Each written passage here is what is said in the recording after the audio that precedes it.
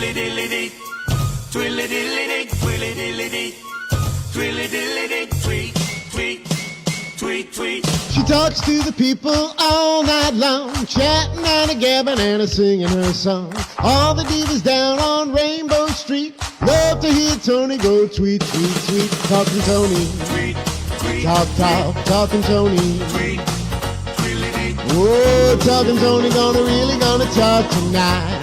tweet, twilly-dee.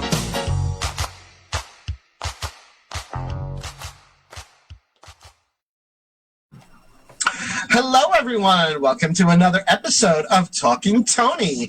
I'm Toni Holmperm, the singing diva of Long Island. And this is my show, Talking Toni, on Strong Island TV, on the Strong Island Entertainment Network. We're going live on Facebook and streaming on YouTube.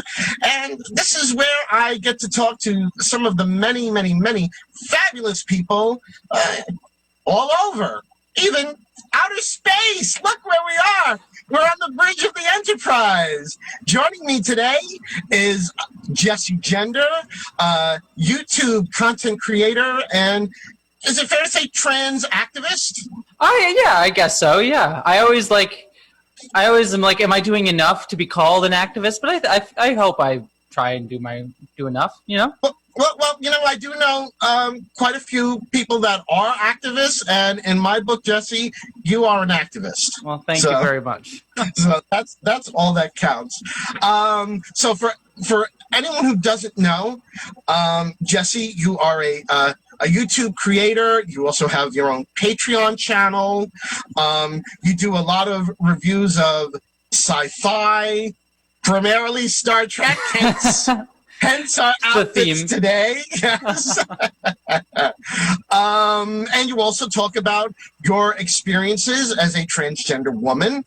And I only came across your YouTube channel not too long ago. I don't remember, one of your thumbnails popped up on my feed. The almighty algorithm shined upon you. Praise the algorithm. All hail the algorithm. The artificial intelligence.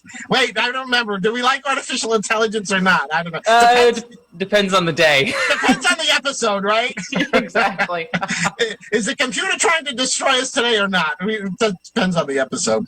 But I saw your thumbnail and I was like, oh, she seems very interesting. And I started watching some of your videos and I was just like, wow, the things that you have to say, your reviews, your content, your opinions, so thoughtful, so insightful. And I was just like, wow, I need to get her on my show. I have to get her on my show because finally I can dress up as, like, you know, one of my favorite characters. You know, my homage to Yeoman Rand.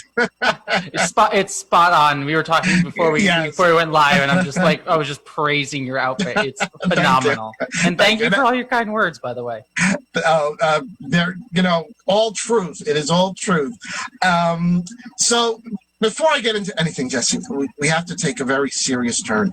There is something very, very serious that I must ask you about. What the heck happened to Ensign Tilly's mole? I mean, on Discovery, it was there season 1, season 2. We come back and the mole is gone, and there is no explanation. What happened? I honestly don't know. I legitimately was saddened by that. I do actually specifically remember that because I was like, I loved that they cast an actress who like had a mole that wasn't like perfectly conventionally beautiful, and I was just sad that went away. I agree with you 100% because I was like, oh, they've kind of like, you know, she's not a size 0. She's a little quirky, not, you know, totally, you know, perfect, very, you know, it just seemed like a very human character. And then when they came back and like it was so obvious that she must have, you know, had the mole removed, I was like, oh, why did she have the mole removed? I was like, I don't know. It just seemed like, oh, she's going Hollywood. Yeah, I mean, I get it. I mean, as soon as I've started doing more YouTube videos and I have to like sit and edit my face all the time, oh God, as I'm sure you experience this too, where you're just like looking at yourself, I'm like, oh God, oh no. So I get the vanity. Like I always insulted the vanity, But now I'm just like, no, I 100% understand it now. When you're staring at when your job is to be stared at, and you stare at yourself a lot, I get it. But it did make me sad because Tilly is just so, like, it was so wonderful to just see a character who was just, like, quirky and weird. And like you said, like, and definitely not a size 0. She was definitely, like, an unconventional shape for what we would think of, like, the Hollywood cast. And I really enjoyed that. Exactly. So I had to just throw that in just because I was like, it's a great point, though. It's funny, but it's a good point. I was like, no, I haven't seen anybody really discuss it. And I was like, I was like, where did the mold go? Was it lost in a transporter accident? We don't know. Even in Star Trek, there are some things man was not meant to know. That, it might be one of them.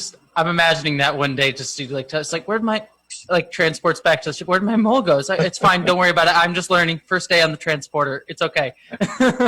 I tell you, there's a few pounds I could stand to lose in a transporter accident, especially with the just pandemic. leave a few atoms in the buffer. You don't need to bring them back. I was like, put me in the transporter room and like, could you just like, just shave a little bit off there? That's all, But I digress. Now, Jessie, let me ask you. Where did your love of sci-fi, not specifically Star Trek, but because you're a fan of a lot of different sci-fi, not just Star Trek, nerd but, is what you're trying to say. Yeah, same girl, same. No, I can't throw shade about that. I say that with absolute pride. So good. Yeah, it is good. It is good to be a geek. But where did your love for it come from? Well, it came from, I mean, if I didn't have this shirt on, you'd see I have a Lord of the Rings tattoo on this arm. Mm-hmm. And that's because my dad, when I was a little kid, like 7 or 8, my dad would come into my room and he would read The Hobbit to me. Like, he would read one chapter a night, and he'd have this cover with this creepy picture of Gollum, like artwork of Gollum that just traumatized me anytime I try to sleep and think about it. But he would just read that to me every night, and then from there, I sort of like discovered my own sort of into science fiction. It was really my dad in a lot of ways. Like, even Star Trek came from him in that he like introduced it to me one day through a Star Trek Nemesis audiobook. We were like in the car, and he started playing an audiobook. I'm like, oh, this is really, really cool. And then I found my way to Star Trek, and then just like fell in love with how fantasy and science fiction just is. I mean, what I personally fell in love with Star Trek and a lot of science fiction fantasy is that it's basically parables and like teaching us lessons and teaching us how to be better people through these like sort of like distant, weird, crazy, strange worlds. Mm-hmm. And that's basically where my love of all science fiction came from, was that it was just a way to teach lessons about humanity and ourselves in a way that was, to my mind, kind of cool and weird, and you get to have weird cat people sometimes. So why not? I know for myself, as when I was young, and knowing from a very early age that I was different. Yeah. I knew I was different from a very young age, and even at the very youngest, didn't know what it was. But eventually I found out, and then it's like, oh, that's what I am. And then you're like, oh, that's what I am. I can't let anybody know. And, but sci-fi and, and especially Star Trek, and my favorite character on the original series was Spock. And I think that's because Spock was different. He was, like them, but not like them, and there were things that made him, special and different. And I think that's why I identify, knowing from a very young age that I was gay, I think that's why I identified so much with Spock. Yeah, I mean, that's the special thing about Spock as a character when he first appeared on TV, because unlike a lot of science fiction at the time, where it was either like very campy or very weird, this was hard science fiction. And then you had this alien character who was not, like, certainly he was an alien, and they sort of pointed out how he was sort of different in certain ways because of that. But there was never a point of pushing him out of the crew because of that. Like, he was just as much a member of the crew as anyone else on that ship was, despite being an alien. And so it was just this clear acceptance of his character and who he is that just made you feel really welcomed on that show. And that's what a lot of science fiction does in general. But also he himself had his own internal struggle. So it wasn't like he was completely divorced from that sort of internal struggle that a lot of people in the queer community and a lot of minority groups have, like that sort of like, do I come out? Which side of my shelf do I show? What am I more comfortable with showing around these people who maybe don't understand? For me, since my favorite Star Trek show is Deep Space Nine, and Star Trek always has those type of like slightly outsider characters. My character was Jadzia Dax, who was the Trill character, who is long story short, because that alien race gets complicated, but basically they have previous lives. The Trill. Yep, exactly. and her past life was a man, and there was a character on the show who remembered her as a guy, and so there's all this sort of gender stuff wrapped up in that character that I was like, I get that. I don't want anyone to know right now, but I get that very hard as a little kid. Do you remember, speaking of like when they first introduced the Trill species, which was on Next Generation, when Dr. Crusher began a romance with this person who was a Trill, but then I forget what happened, but he dies. They have to transplant the Trill symbiote into another Trill who was a woman, and Dr. Crusher is just like, oh no, I can't go there. no. Exactly. Yeah, it was. Yeah, she said something along the lines of like, oh, maybe I'll be able to get over it, humanity be able to get over it in the future. I'm like, it's the 24th century. I feel like we're there. Yeah. Exactly. Ironically, I just saw, I think it was maybe only a week or two ago, Alexander Siddig does his Sin City, and he was doing like a fanfic with it's Andrew Robinson. Andrew Robinson, yeah. Who played Garrick. And in this fanfic that he was reading, Dr. Bashir, in the storyline, it's now, years later, Esri had died. Her symbiote was transferred to another Trill who happened to be male, and Dr. Bashir continued the relationship with, the new person, Yeah. It was like, it was still, to him, which made more sense. It was still the same person. It was just that, the physiology changed, but it was still the same person.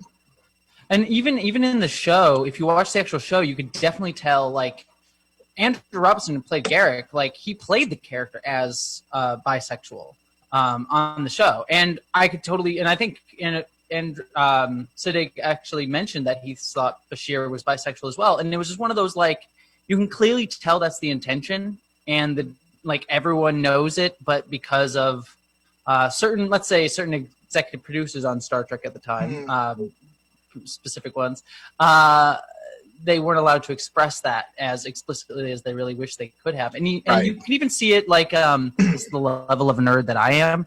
If you read the Star Trek novels, they've actually made it explicit, like Garrick actually has a male lover in the novels, which I very much appreciated. So I haven't read the novels in such a long time. I don't know if you ever read Peter David. He did a lot he's great.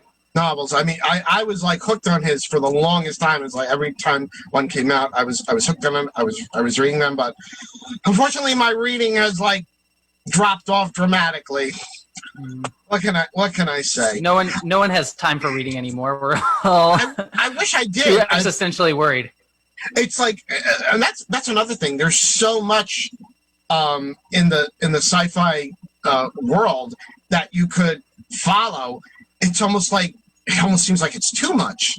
It's like you don't know, like it's like you almost don't know what to follow because there's so many things. Oh, do I start following this? But then then this just came out. Should I start? It's hard to like find a balance. How do you find that balance? Or do you? I don't. You don't? I don't. I am very much someone who like tries. Yep, I'm someone who like tries to have an opinion on everything, so I play everything, like all the video games, watch all the movies, watch all the shows, and even then, I'm sort of like, I'm still not all caught up. And so it's honestly stressful. It's really, really stressful, and I wish I had like a better way to cope with it. Like my problem is, I'm on the autism spectrum, which is another reason I identify with Spock. And so I'm very much like a list person. I like crossing things off lists, everything sort of neatly organized. Mhm. And so I have this growing list of movies and TV shows that I need to watch, and it just stresses me out because I'm like, I need to get them off. I just need to watch every episode. It needs to be done. So I wish I had a better answer, but there's just so much. I know it's difficult. It's difficult. Actually, in Trek news, Star Trek Picard has been nominated for 5 Emmys. And I thought this was interesting. You know, there's outstanding prosthetic makeup for a series, outstanding sound editing, outstanding sound mixing, outstanding. Oh no, that was a different one. Outstanding period and/or character makeup, and also. Remember, this is Star Trek Picard. Outstanding period and/or character hairstyling, and I was like, "Wait a minute! The main character's bald. How did they get an Emmy for that? He's bald for hairstyling." Exactly. They did their best work. They had to like trim his little like side hair, you know. I mean, I realize it's for like, you know, hairstyles on, you know, other characters and all, but it is funny when you think about, you know, that's always been a big thing, you know, about Picard being bald, and they get an Emmy for hairstyling. I was like, I also love that it's like, I love it's like period, or like it's also like period pieces, so they're like going up against like 1700s like British right. like wigs and things, or the queen, or whatever it is that show the crown, or I don't know. The crown, the queen, Yeah. the matriarch, whatever it is. Yeah, I don't know. I don't watch that one. I don't care. Neither have I. Bored. Too much in the science fiction space to stay up to date on. Oh, bored. Now, you've done a lot of reviews of the current Trek, and honestly, I had sort of fallen a little out of love with Trek. You know, I love like the first Kelvin universe movie, but then the next two, I just they're just, to me, they're just sort of meh. And I didn't even watch Discovery until they did the free cast, The free like for Picard for CBS, and I was like, and I binged that whole thing, and then I was like, well, I've already, you know, I've got it. I have nothing to do in this pandemic. Let me watch Discovery, and let me tell you, I love Discovery. I just love Discovery. I think Sonequa Martin Green, who plays Michael Burnham, I think she's a fantastic actress, and I think the character is great. But now I told you this, I posted a comment in one of your reviews where you said how Star Trek copies itself. And I said, well, you know, Michael Burnham is kind of a copy of Ro Laren from Star Trek Next Generation. They were both, you know, sort of these, you know, strong female characters that were charged with mutiny and then brought back by the captain of the ship to do a special mission and get reinstated. I hadn't even thought about that, but it is like, until you, because I saw your comment and I was like, that's actually a really brilliant like note. And like everyone has a chip on their shoulder about them. It's like, oh, I don't like you. You're awful. Right. And it's sorry. No, you go. Oh, I was just gonna say, it's funny because there was just so many like, so many people who, when Star Trek Discovery started, like, I hate how everyone's like, the Starfleet officers wouldn't react that way to a character. I'm like, well, Ro Laren is a great example of people doing exactly like Riker was always like, I don't like you, Ro, but I'll put up with you as I go and like hit on everything that moves. Right. And with Discovery, we got that change of the standard Star Trek format of, you know, very episodic, where we had like, you know, these season long story arcs, and I thought, you know, it needed it. I think Star Trek needed that. Yeah, I mean, I'm sorry. No, please. I talk too much. I want to hear what so you do have I. to say. So don't worry. To cut me off to at any point. No, I agree. I think like what I really liked about Discovery is that it's a show that really tried to hit the home run and tried to swing for the swing, whatever. Sports metaphors are not my strong suit, but it really like Can't it took even a lot of throw a risk. football, so yeah. Exactly. Yes. But yeah, it tried to do a lot of really interesting and intriguing things and do things new with Star Trek. And I'll say, like, not all of them 100% worked. Like, there are some flaws with the show, but I appreciated that, like, the writers of Trek and the people behind Trek right now are, like, really trying to do weird things. I mean, like, next week we're getting our, like, first animated comedy Star Trek show in years, which I think is that's just really fun to see that Star Trek is really trying to, do that boldly going thing that they always talk so much about as a franchise, as opposed to like what it ended up being as much as I love Voyager and Enterprise. I'm even, I'll stand Enterprise all day long, even though a lot of people that always go to bat for it. But the problem with the show at those points were that it just was sort of lather, rinsing, repeating itself after like, doing the thing for 40 years at that point. It's like, you got to do something new. And that's why Deep Space Nine was so refreshing. And it's why I think Discovery and Picard are so refreshing in that, is everything that they're doing going to work? No. I think that there's some flaws. I've talked about in my videos what things that I like and that I don't like, but I just like that it's trying to do something new and crazy and different and trying to do serialized, trying to focus on different types of characters than we've seen before. That's just different. And like actually paying off. Like, Star Trek has always been a fairly diverse show, but dear heavens, like Discovery and Picard, but I think Discovery for sure is like one of the most diverse shows out there right now, which I think is just wonderful. Absolutely. I remember one of your videos, you were commenting how Discovery had the One Away mission where they were all female, and it wasn't like I'm sure like in the original series it'd be like, oh, we can't have an away mission that's all women. Like, yeah, it would have been a big deal. Made us like, oh, we women can we can do it, Captain. We trust us. But in Discovery, it was just like, oh yeah, no, all three. They're just gonna go over. No big deal made of it. It's just the three characters, all women. Exactly. I mean, it was great. And I'll tell you one thing about Picard I didn't like, and you spotted it from the get-go that they were going to turn Picard. And I'm sorry if I spoil this for anyone, but the season's over. Okay, Picard is now a synth. Not up.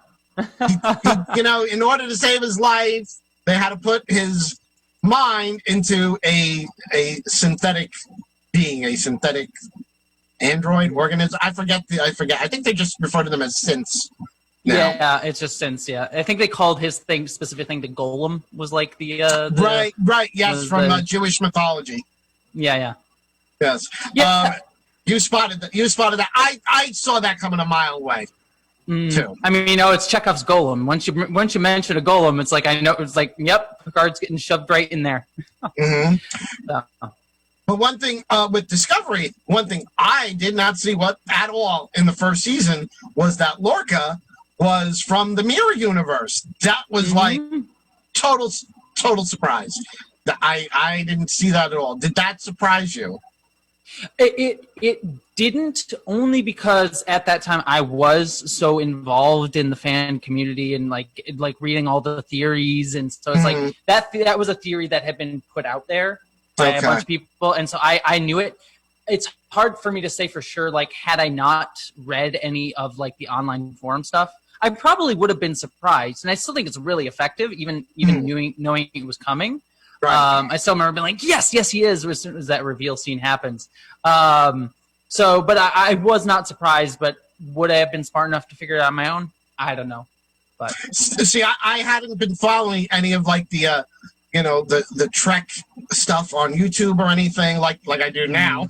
And so when I saw that, I was I was had no clue whatsoever. No clue. So it took me by surprise. I have a feeling if you hadn't been following everything that you normally do, I think they might have surprised you.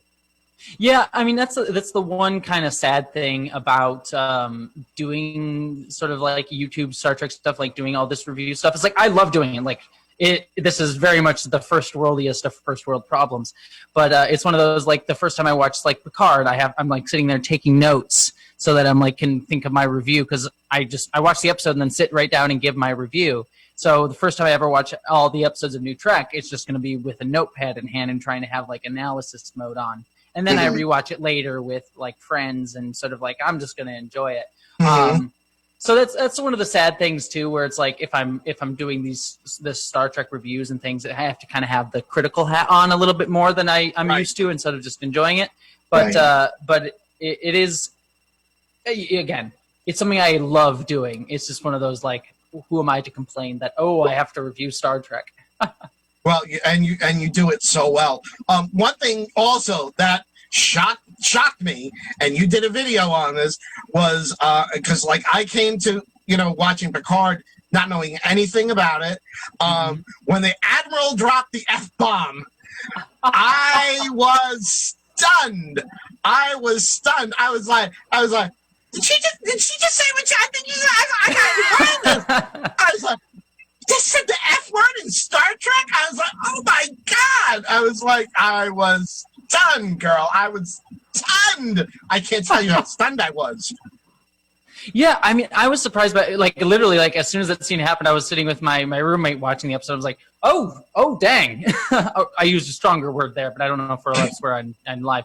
Yeah, no, I was pretty shocking. And I actually, I understand to a degree some people's pushback on it with like, oh, this is a show I want to watch with my family and I can't really watch Picard with my family. But I also understand like the number one, the story impetus for it, because I feel like every time they've used the F-bomb, it's been with purpose. Like in that scene particularly was like very much trying to show like how full of himself Picard was, and using a word like that made you like go, oh crap, like she has a point and she's saying it strongly. And I like when, people kind of were off on it. Some people were kind of off on it. But for me, and I know a few people, it was very much like, yeah, it's a strong word choice, obviously, especially for Star Trek, which was very sanitized for the longest time. But it felt like it fit the need of the scene, which I think is wonderful. And I also don't subscribe to the idea. There's a lot of people that argue like, people who swear are... that it's because they have a limited vocabulary. It's like, no, I actually think there's studies that show people who swear a lot more actually, do have a strong vocabulary.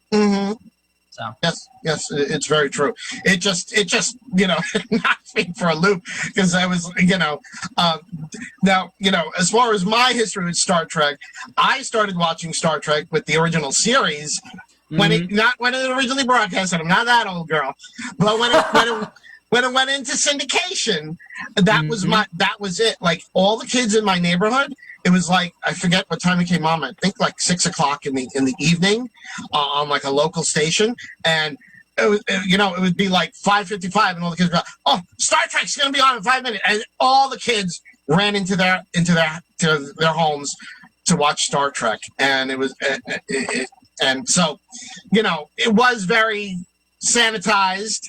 And had to deal with being on regular network TV, and I think in Sitting on the Edge of Forever, when Kirk says let's get the hell out of here, I think that's really the only curse that was ever used in the entire original series.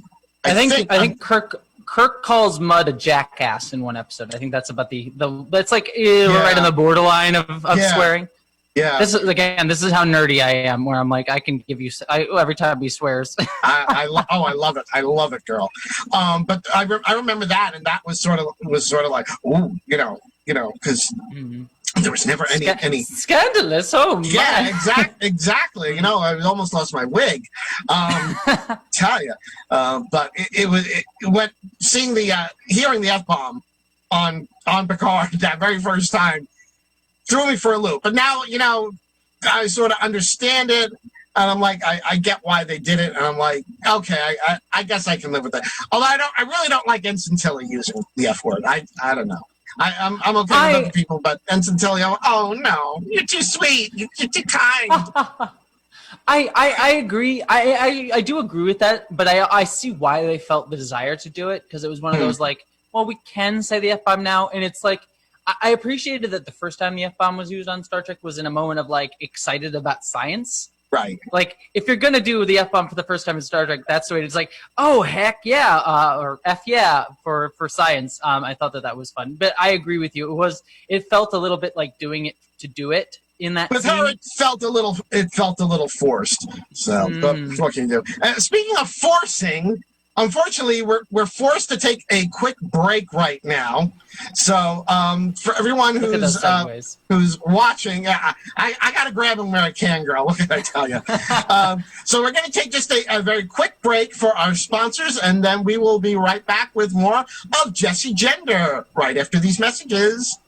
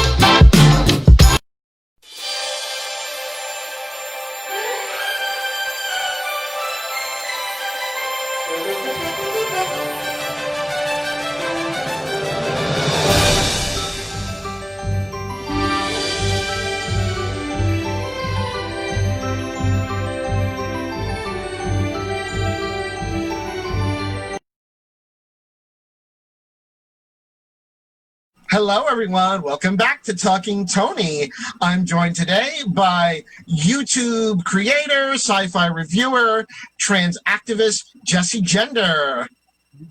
Hey. Thank you for sticking around, Jessie. I see you didn't have to beam out to it. Yeah, no, there was no rock creatures that needed beating up or anything like that. I feel terrible. I didn't offer you any Romulan ale, or I could have offered you, some Tranya. I hope you relish it as much as I. Of course.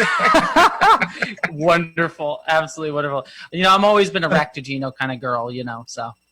There you go. Now, Jessie, we spoke a lot about Star Trek, our love of sci-fi. As I told you, I am also a, total geek, total sci-fi lover, Star Trek lover. One of the things, though, that did attract me to your channel, not just that you love Star Trek and sci-fi, but also you come to it from the viewpoint of, a queer viewpoint, shall we say. Yeah. You are a trans woman, and you've been very open and honest about your journey as a trans woman. And I take my wig off to you for the realness and the honesty that you've brought to everyone who watches you, insofar as your journey. I mean, I think I realize you're just being you, but I don't know if you realize how courageous it is for you to show everyone, the real person and the actual journey that you're taking. Yeah. Being a trans woman. Yeah, well, thanks. Yeah, it's interesting because I hear people say that a lot, and it's strange because, and I think a lot of queer people understand this too, to a large degree, as I'm sure you understand as well. It's this thing that was so much a part of my identity was so wrapped up in hiding this part of myself, being trans for so long. Like most of my life was sort of trying to make sure no one ever figured this out. Like, can't do anything girly, can't do anything, that would even give a hint of that. Can't even watch queer shows. And to now jump forward to today, where in a lot of aspects, I do pass from time to time, but a lot of the time, the first thing people will know about me as I walk around in the world is that I'm trans. It's the first thing that they'll see about me. So this thing that I try to keep hidden is now the first thing people know about me. And sort of when I came to terms with realizing that, I realized that it's like, oh, okay, sharing parts of yourself in the fact that I am lucky to be able to do is helpful to people to see and to know, because when I got to see other trans people, it helped me. But I also realized that like a lot of the trans journeys that I saw out there in the world that on TV and movies were very like not my journey. And that's not to say that that's bad, but it was very much these specific kinds of journeys for trans people that I didn't get to see talked about. And we're only now just today, like in the past 5 years, and even we still have a hell of a lot more to go, ways to see ourselves represented on screen in movies and things. And so I just wanted to, use the chances that I have to say, well, here's my journey. Here's the things that I went through, with the goal to sort of try and connect with other people through those same experiences. Because a lot of the times that I found when talking about trans or queer experiences, when we try to educate about trans experiences, people just try to see it as this very clinical, distant thing from them. But I just had this one moment that I always tell, is that I had a straight cis friend of mine who I tried to explain what it's like to be trans to them. I forget the exact conversation, but every single time I tried to talk about something, they were like, I can never understand that. I could never understand. That sounds so interesting and unique. But also I felt this way because of X, Y, and Z. I felt lonely. I felt ostracized. I felt but I could never understand being trans. I'm like, but you just did. Everything you just said was connecting with the feelings. Like, just because my experience is expressed through my gender or my sexuality does not mean that the same emotions that we're feeling inside aren't real and aren't similar, like that we can't connect. And extrapolating that further, that's what science fiction does. Like, we connect with Spock, even though I don't understand the needs of being a Vulcan in Vulcan culture, because it doesn't exist. But the emotions he felt were real. Mm-hmm. And so realizing that those two things was sort of the impetus for the things I tried to do on my channel, and being like, try and connect trans identity and trans issues and trans or LGBTQ in general, emotions that we feel, and bring them down to a level that is emotionally resonant with people who aren't even trans or aren't queer, and saying like, the feelings that I'm feeling, you feel too, just maybe in a different way. Exactly. And then connecting that with science. And then because I'm a nerd, and it's also a good in for people, if I talk about Spock, but then and then slip in the trans stuff in there, people can make these connections that from like Spock to trans to yourself. And it's just this weird trifecta of things that I'm trying to connect. And so, yeah, I just try and be as open as possible, because I think by being open, it enables people to connect with my experience. But then hopefully I can, not that I can speak for all LGBTQ or trans people, because everyone's journey is unique. But again, of course, the universality is in the specific, I think, is the best way to put it. The more specific we are about our experiences, the more it can apply to more people. More people can see the universality in that experience, which is what Star Trek does too. Sorry, I can rant for so long. No, I love hearing your thoughts and opinions on it. And honestly, I feel, there's probably some young sci-fi geek who, they feel that they're trans, maybe, they're afraid to, come out about it or something, and they see you, being a out and proud trans woman, loving, sci-fi and Star Trek, and I feel like you can give that person a lot of hope to say like, oh, I'm like that too. I'm not alone. So and look at her. She's living her best life. I could live my best life too. That's I call you courageous, and really you're not going out and fighting a war, so to speak, but by just being authentically who you are, you're telling the world this is okay, this is normal, and and I just I love you so much for it. I just have to just say that I think what you do is really wonderful. It really is. Thank you so much. I really appreciate that. And I never know what to do when people compliment me. I appreciate it, but I'm always sort of like, well, thank you so much. You can tell me how wonderful I look. I mean, I don't. You are wonderful. You are absolutely fantastic. I will say. Go on. No, go on. Go on. I will say, like, one of the things that I love about like what you're talking about is like when we talk about trans experiences, like I was saying before, it's like when we see trans people or queer people on screen, it's especially up until only the past 5 or 6 years, it was always in the context of like, look, they're the trans one. Look, they're the queer one. Right. And I'm very much like my life, my dream, as a kid, I mean, yes, I wanted to come out and wish I would could have come out earlier and things like that. But my dream, my professional life dream wasn't to be professional trans person. Right. It was like, I wanted to be doing geek stuff. I wanted to be doing what I'm doing now, or working on Star Trek or making videos or like things like that. And it's like, so to be able, but we just never get to be that. We always get to be the trans person. And so it's like, I would much rather be a trans person in a geek space than the geek in a trans space, if that makes sense. Like, I want to be able to be like, hey, look, let's talk about this cool nerdy stuff. Let's talk about the latest episode of Star Trek. I'll rant about it forever. It's a lot of fun. Also, hey, as a trans person, I found that idea particularly resonant with me right here in this episode. Isn't that cool? Okay, right. That's awesome. Now you've learned a little bit about that. Let's also just go back to geeking out about Star Trek. And it just allows you to be yourself, but also take moments to say, hey, look, my perspective of who I am, my identity, allows me to have a slightly different take or view on this than maybe someone else would.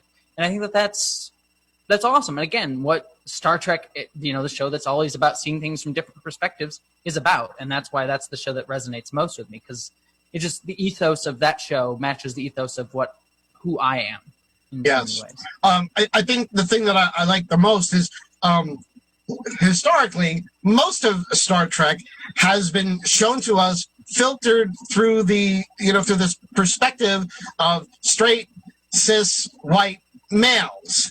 And, finally we're, and hello, it's Star Trek. The whole premise was that anyone, any species, anything could, be in Starfleet and all this. It's like, but we're just going to show it to you filtered through that straight cis white male. And, and it was and it's taken decades for that to change.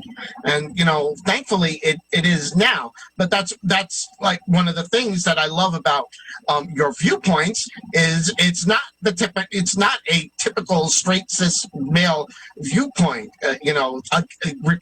Repeated to us again. Your viewpoint is so different than that, and that's what we need is and I love those those different viewpoints, and you see things through a different set of eyes, and a lot of the things, I can't think of anything in particular right now. I think my wig is too heavy, but you'll point something out, and I'll be like, oh wow, I never saw it that way before. But and that's the great thing about people of different perspectives, reviewing Star Trek, even the older episodes. It's like saying, well, this, this was racist or this was sexist. And it's like, you have to, you're like, wow, that I didn't realize that really was, it was racist, it was sexist, or, whatever. So it's just, I just love, and I just love your viewpoint on most things.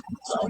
Well, yeah, there's a lot to unpack there, because it's like, I mean, not just my viewpoint, but it's why I love seeing diverse viewpoints on anything. I mean, there's nothing wrong with us.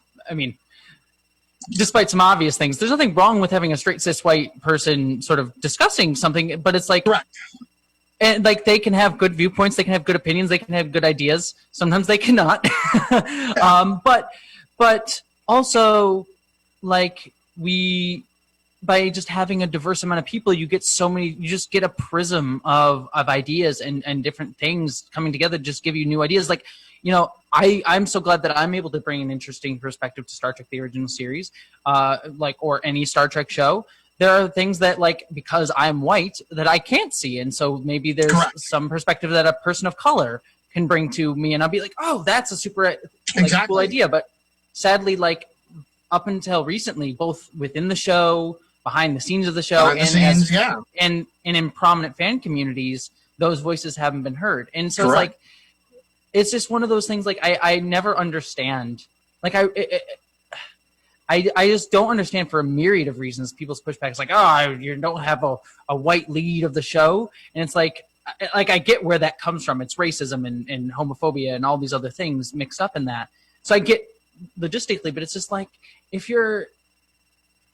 and there's reasons we should be doing it just for, like, diversity and, like, trying to help people, like, get to see people on screen, get people represented, but also just on a base level of, like, if you're a fan of stories, you should want to see diverse people, because having Michael Burnham, a woman of color, be the lead of your Star Trek show just allows you so many more different types of stories that you can tell than you could otherwise. Right. And I think that that's just interesting to me as a fan of someone who likes stories, on top of all the cultural and social good that does as well, which is more important, but also just as a fan of stories, that's a cool thing.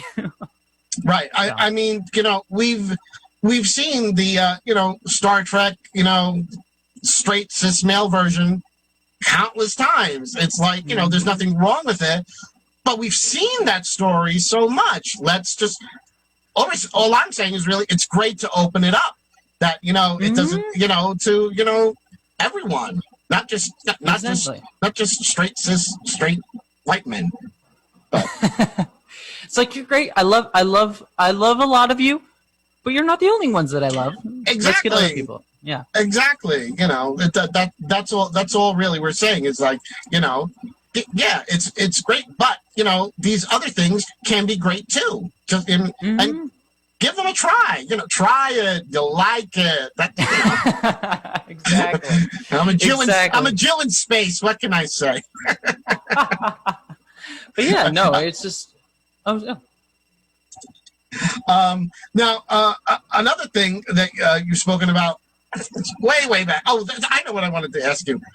Originally, when you were doing YouTube, you were Lost Trekkie. What happened to Lost Trekkie? What happened to Lost Trekkie? Where did Lost Trekkie go?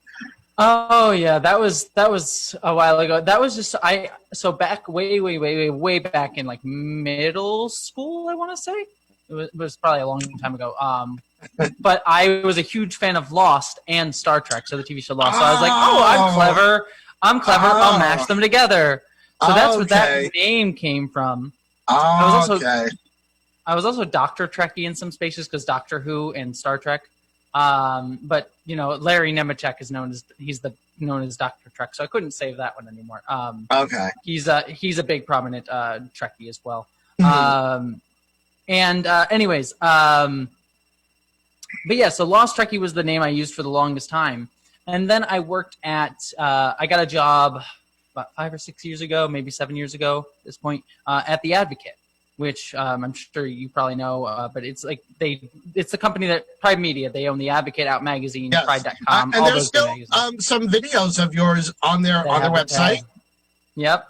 And so I worked there for about 2.5 years doing videos for them. And I kind of found my voice working for them, like learning how to talk about trans issues, like realizing that I really loved teaching and educating about trans issues. Like my parents, my mom's a teacher, my grandmother's a teacher, my grandfather's a teacher. I almost became a teacher when I was going to college. I just decided to go into video.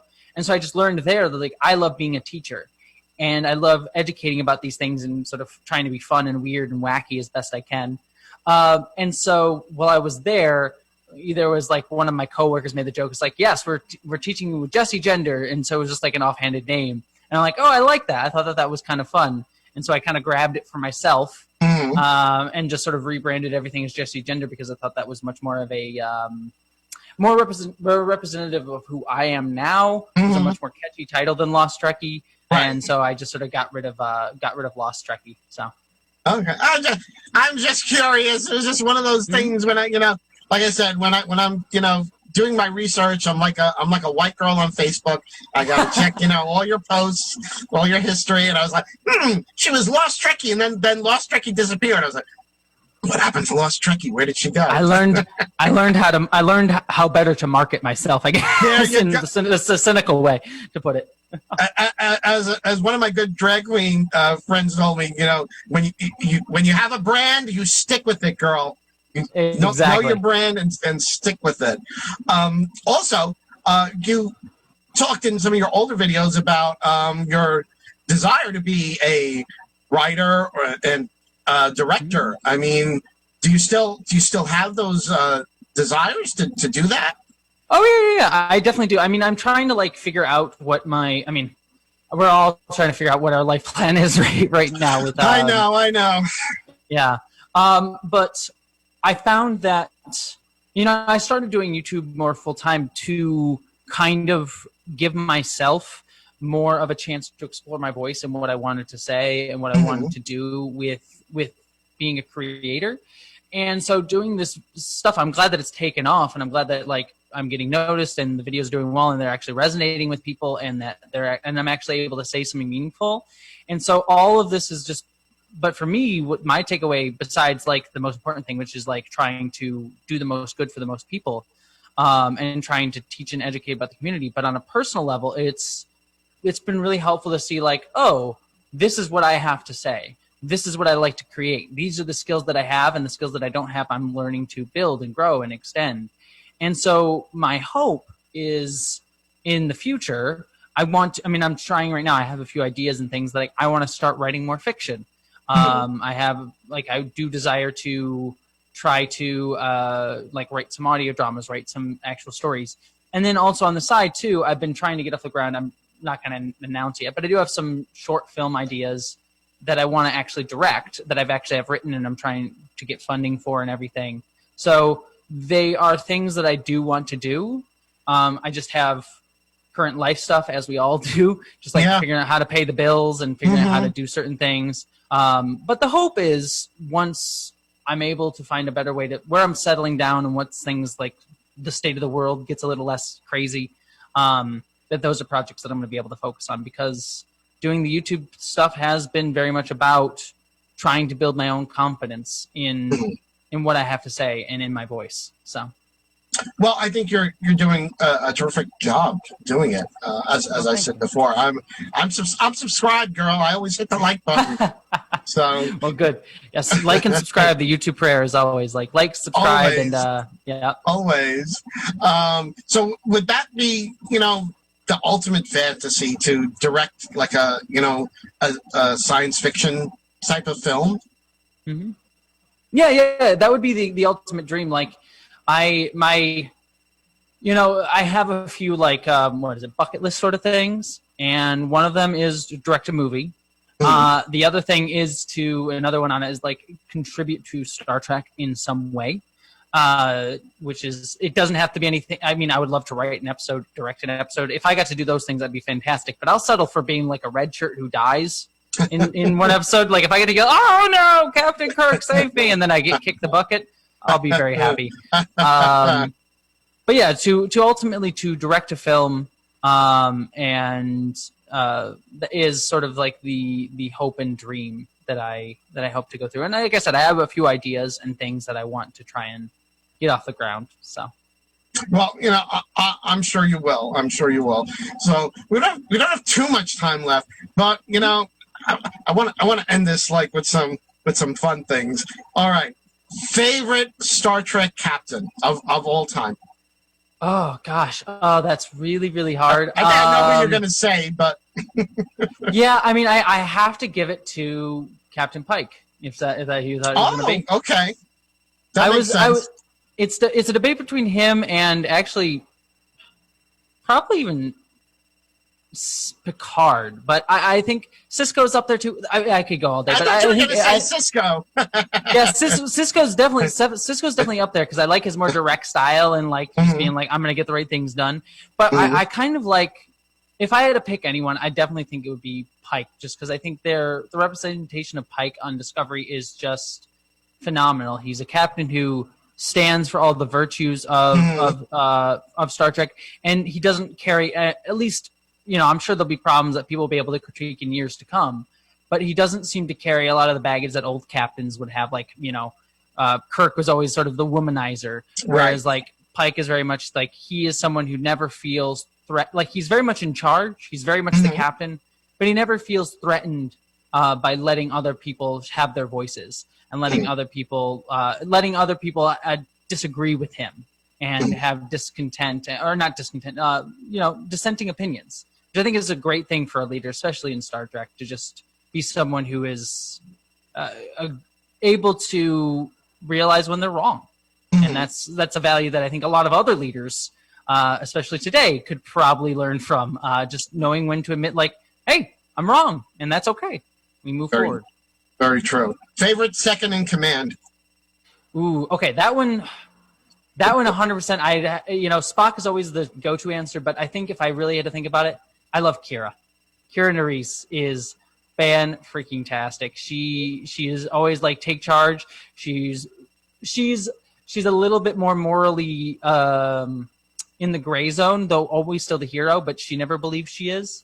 Right. Which I think is just, I always love those type of more darker characters. They're like, you are a wonderful person, you just don't realize it. And so I think, and also just Kira being a badass woman who like would never let anyone tell her what to do is something I always enjoy. So Kira. And I think we would have to probably put Chakotay at the bottom of the list. Yeah, no offense to the actor, but not to the actor, but no. Yeah. Another thing about Voyager, 7 years they couldn't promote Harry Kim once, not even once. I mean, even today he's still an ensign. They get back. I know. It's like the man's like 60 years old already, and he's still an ensign. They got thrown to the Delta Quadrant and made it back alive. You can't make him lieutenant, for crying out loud. What is with that? I mean, I'm going to laugh when, we've already seen Tilly go from cadet. It's a shutdown. You see Tilly go from cadet to ensign. I'm going to love it if next season she's like a lieutenant. And we just get poor Kim, got 7 years, and she's in it in 3. Right, I mean, how does that happen? But and even like Tom Paris, who was like officially like not even officially Starfleet. I remember like he got like he like did something bad and he got his pips taken away and he even got his pips given back, and I'm like, he's not even really in the Federation. What's going on? Poor Harry Kim, he did everything he was supposed to do, and he can't catch a break. Cost the guy a poor pip, One pip? What would it cost them? They couldn't make one pip in the replicator, Jesse. Come on, give me a break. Unfortunately, Jesse, we've come to the end of the show. It has been so wonderful talking to you. I had like 1,000 more things I wanted to talk to you about, but unfortunately, it's only an hour-long show. I'm sure you and I could probably keep going. I want to thank you so much for stopping by here on the Enterprise today. Thank you so much for having me. It was really, really wonderful, and I really love this. Oh, thank you. I'm so glad. But I want you to tell everyone who's watching where they can find you on social media. Well, you can find it's fairly easy. Just look up Jessie Gender with an I, Jessie, Gender, Gender. On pretty much everything: Twitter, Instagram, Facebook, YouTube being the biggest one. That's where I do most of my stuff. I also Twitch. So if you ever want to see me drunkenly playing Banjo-Kazooie at 1 a.m, I sometimes pop on Twitch doing that. And yeah, those are all the major things. I also have 2 podcasts. You can find me there. What the Frel, that I do with Council of Geeks, who's another great queer, nerdy YouTuber. And then Star Trek Behind the Lines, which is a Star Trek RPG podcast that gets fairly risque. Just if you ever want to see me play a fairly sexually promiscuous Andorian woman, That's the place to do it. So yes. Where on your podcast? Yep, Star Trek Behind the Lines. You can find Star that there, Trek Behind the Lines. Oh, we have to check that out. Yes, it's fun. and also your Patreon page where people can support. Can lend support to you. Yeah, if you want to give me any support, help me out financially, help me do this full time one day, that's the place to help me. And you also get cool perks like your name and videos and all that fun stuff. So there you go. What could be better than that? Well, I want to thank everyone for tuning in today to Talking Toni.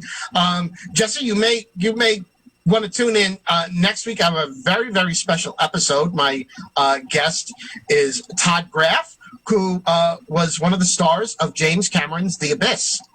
Oh, okay. Yes. He had the little hamster.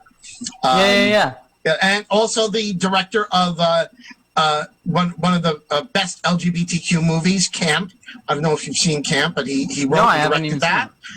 He wrote Beauty and the Beautician with Fran Drescher, and recently wrote and directed Joyful Noise with Dolly Parton and Queen Latifah. So, dang, okay, that's a pedigree right there. Yeah, I know, girl, I know. So he's gonna be my guest next week. But I want to thank you so much for dropping by, spending some time with me, letting people and myself get to know you a little bit better. Well, thank you again. And like I said, this was an absolute joy, and it was great to get to know you and hang out with you. So, well, if you ever need a Long Island drag queen for anything, you know who to call. Most definitely. All right, as long as you're wearing that wig. Oh, okay. Well, I may have him redo one a little smoother. It almost looks like a tribble stuck on my head. I don't know if I'm totally happy with it, but it is what it is. I'll pop into the transporter and change it up a little. So, all right. Thank you, everyone, and everyone, please continue to be safe, stay healthy, wear a mask when you're outside, wash your hands. All right, everyone. Good night, and thank you again. Oh, yes. Live long and prosper. Live long and prosper. How can I forget? Live long and prosper. Twilly-dilly-dee, twilly-dilly-dee, twilly-dilly-dee, twilly-dilly-dee, tweet, tweet, tweet, tweet. She talks to the people all night long, chatting and a gabbing and a singing her song. All the divas down on Rainbow Street love to hear Toni go tweet, tweet, tweet. Talking Toni. Tweet, tweet, Talking Toni. tweet, twilly-dee. Oh, Talking Toni gonna talk tonight.